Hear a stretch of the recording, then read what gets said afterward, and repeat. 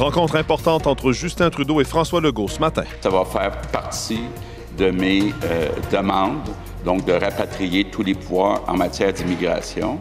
Le bateau d'aide humanitaire destiné aux Palestiniens aperçu au large de la bande de Gaza.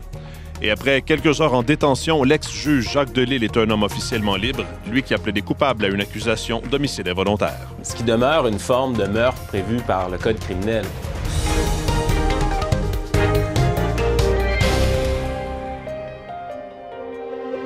Bonjour, ici Mathieu Bellumeur, bienvenue au Radio-Journal. Rencontre donc entre les premiers ministres Justin Trudeau et François Legault un peu plus tard ce matin et l'immigration sera au cœur de leur discussion à Montréal. Jean-Philippe Robillard est avec nous, le premier ministre du Québec, Jean-Philippe, qui a annoncé hier qu'il va demander les pleins pouvoirs en matière d'immigration fédérale. Oui, Mathieu, ce qui a surpris un peu tout le monde hier. Donc, François Legault qui a dit, alors qu'il répondait à une question du chef du Parti québécois en Chambre, qu'il allait demander à Justin Trudeau aujourd'hui le rapatriement de tous les pouvoirs en matière d'immigration. On l'écoute. C'est moi qui ai demandé la rencontre avec M. Trudeau. Puis ça va faire partie de mes demandes, donc de rapatrier tous les pouvoirs en matière d'immigration. Ce que je vais lui demander aussi, c'est qu'on réduise, puis là, je pense qu'on s'entend tous les deux, le nombre d'immigrants temporaires puis de demandeurs d'asile.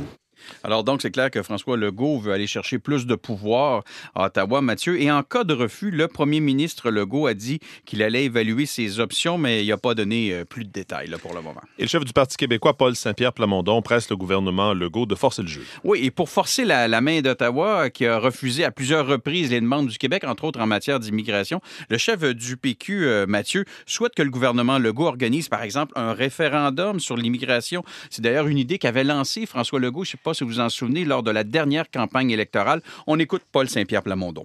Si le Canada nous impose des politiques insoutenables sur le plan de l'immigration, à même son pouvoir sur les frontières et les aéroports, et qu'on se fait rembourser une fraction de ce que ça nous coûte, c'est pas acceptable et c'est une perte. Alors, on n'aura plus de détails ce matin parce que c'est ce matin donc que se tient cette rencontre entre Justin Trudeau et François Legault à Montréal. Merci Jean-Philippe. Merci, au revoir. Le navire Open Arms, qui remorque une plateforme chargée de 200 tonnes d'aide humanitaire destinée aux Palestiniens, est maintenant visible depuis la rive de la bande de Gaza. L'enclave palestinienne ne dispose par contre d'aucune installation portuaire fonctionnelle et peu de détails ont été donnés sur les méthodes de distribution des vivres. Hier, le ministère de la Santé du Hamas a déclaré qu'au moins 21 Palestiniens ont été tués lorsque des soldats israéliens ont tiré en direction d'une foule qui patientait pour recevoir de l'aide humanitaire dans la ville de Gaza. Par ailleurs, Radio-Canada a appris que le gouvernement fédéral bloque volontairement l'envoi de véhicules blindés canadiens vers Israël. Ottawa maintient que seules les marchandises non létales peuvent être exportées vers l'État hébreu. Voici les précisions de Valérie Gamache. Depuis le début du conflit, Ottawa a cessé l'exportation d'armes offensives vers Israël. Justin Trudeau assure que la règle est suivie à la lettre. Le Canada a un des régimes les plus robustes. Radio-Canada a appris que le gouvernement est même allé plus loin.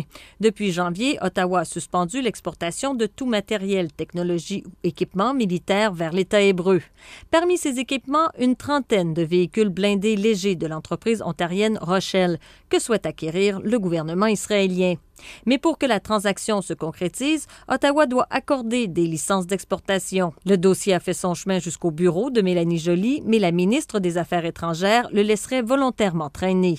L'envoi de ces véhicules se ferait en violation des obligations du Canada en matière de droits de la personne, selon le député néo-démocrate Alexandre Boulris. Ce genre de véhicule-là peut être utilisé dans des opérations qui vont mettre en péril la vie de civils. Le gouvernement marche sur des œufs. Avec ce genre d'alliés-là, on n'a pas besoin d'ennemis. Richard Marceau du Centre consultatif des relations juives et israéliennes se sent trahi. C'est très décevant et ça envoie un très mauvais message dans le monde entier que le Canada ne se tient pas debout aux côtés de ses alliés. Et on demande à voir. Paul Fauteux est de l'Association des juristes canadiens pour les droits de la personne qui a intenté un recours devant la Cour fédérale pour que le Canada cesse d'exporter du matériel militaire. Il demeure sceptique. Le gouvernement fédéral va devoir déposer les documents qui démontrent si oui ou non il a effectivement suspendu. Ici Valérie Gamache, Radio-Canada, Ottawa. Jacques Delisle est maintenant un homme libre. L'ancien juge en a fini avec la justice. L'homme de 88 ans maintient malgré tout qu'il n'a pas tué sa conjointe en novembre 2009. Camille Carpentier a préparé ce reportage. À 88 ans, Jacques Delisle marche avec moins d'assurance. Sa santé fragile l'a poussé à plaider coupable, 15 ans après la mort de sa conjointe, à un chef réduit d'homicide involontaire, résultat de plusieurs mois de négociations entre les parties. Puisqu'il a déjà purgé près de 9 ans de détention après avoir été déclaré coupable de meurtre en 2012, il n'a passé que quelques heures en détention. Un compromis qui satisfait son avocat, Maître Jacques Larochelle. Vu son âge, vu la difficulté d'un nouveau procès, je ne veux pas parler pour la couronne, là, mais je pense qu'ils ont simplement pensé que ça avait assez duré. Jacques Delisle a admis avoir fourni un pistolet chargé à sa femme, Nicole Rainville, pour qu'elle s'enlève la vie. Même si elle accepte le plaidoyer, la poursuite ne se range pas derrière cette version des faits. Le procureur, Maître François Godin, reste convaincu que Jacques Delisle a appuyé sur la détente. Si on avait fait un deuxième procès, nous étions toujours en mesure de faire déclarer M. coupable de meurtre au premier degré. La poursuite maintient qu'il n'y a eu aucune erreur judiciaire dans le dossier et ne comprend pas la décision du ministre fédéral de la Justice d'ordonner un nouveau procès en 2021.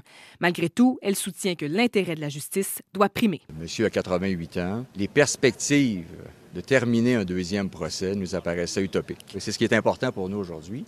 Il admet avoir causé la mort. Un flou demeure donc toujours autour de ce qui s'est réellement passé le 12 novembre 2009. Ici Camille Carpentier, Radio-Canada, Québec. L'inquiétude des autorités sanitaires entourant la rougeole grandit au fur et à mesure que le nombre de cas augmente au pays. Il y a maintenant 29 infections confirmées. Mirna Djukic nous parle de la situation en Ontario. Un enfant atteint de la rougeole est en isolement à Hamilton. Il serait passé par l'aéroport de Pearson le 5 mars après avoir contracté le virus à l'étranger. Lundi, un autre cas a été confirmé dans la région de Muskoka, au nord de Toronto. Cette personne n'est pas sortie du pays et n'a pas eu de contact avec d'autres cas connus, précise le médecin en chef de Muskoka-Simcoe, le Dr Charles Gardner. Cela suggère une transmission communautaire et c'est inquiétant, reconnaît le médecin. C'est le deuxième cas de la sorte cette année. 6 autres ont été liés à un voyage à l'étranger. La vaccination des enfants a significativement décliné dans les dernières années, surtout pendant la pandémie. Seulement 53% des enfants ontariens de 7 ans avaient reçu leurs 2 doses du vaccin contre la rougeole en 2022, selon les données de la santé publique, contre 94% en 2014. La ministre de la Santé, Sylvia Jones, affirme que les bureaux de santé publique travaillent fort pour rattraper ce retard, notamment en envoyant des lettres aux parents qui ont un enfant dont le statut vaccinal n'est pas à jour.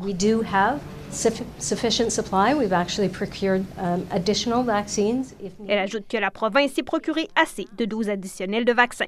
Ici Mirna Djukic, Radio-Canada, Toronto. En Russie, les premiers bureaux de vote sont ouverts dans l'extrême-est du pays pour l'élection présidentielle qui va durer 3 jours. Vladimir Poutine devrait être reconduit pour un nouveau mandat de 6 ans, faute d'une véritable opposition au Kremlin.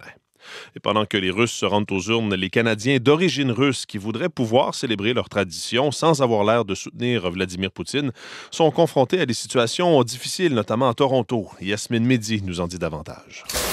Pendant des années, Russes et Ukrainiens se côtoyaient dans la chaleur des banyas de Roman Moisenko. Mais la guerre a jeté un froid sur cette coexistence. Il y a eu des tensions, explique Roman, qui a depuis interdit toute conversation politique dans son spa. Lorsque la guerre a éclaté, nos fenêtres ont été brisées à quelques reprises, raconte Jasmine Daya, la propriétaire d'un bar à thématique soviétique de Toronto. Après de nombreux appels au boycottage, Jasmine a retiré toutes les références à la Russie de son menu. Je ne pense pas qu'il soit approprié d'effacer l'histoire, mais je ne peux pas non plus risquer de perdre mon commerce, explique-t-elle. La guerre en Ukraine a aussi provoqué de nouveaux débats au sein du département de Kate Holland, professeur en littérature russe à l'Université de Toronto. Des étudiants nous ont demandé de ne plus enseigner la langue du pays agresseur, illustre-t-elle. Au lieu de retirer les écrivains russes de son syllabus, la professeure a choisi de mieux contextualiser leur œuvre et d'incorporer davantage d'écrivains ukrainiens. Une façon pour elle de continuer à célébrer la culture russe tout en s'opposant au régime de Vladimir Poutine. Ici Yasmine Mehdi, Radio-Canada, Toronto. Voilà, c'était le Radio Journal. Ici Mathieu Bellumeur au nom de toute l'équipe. Merci d'être à l'écoute. Bonne journée.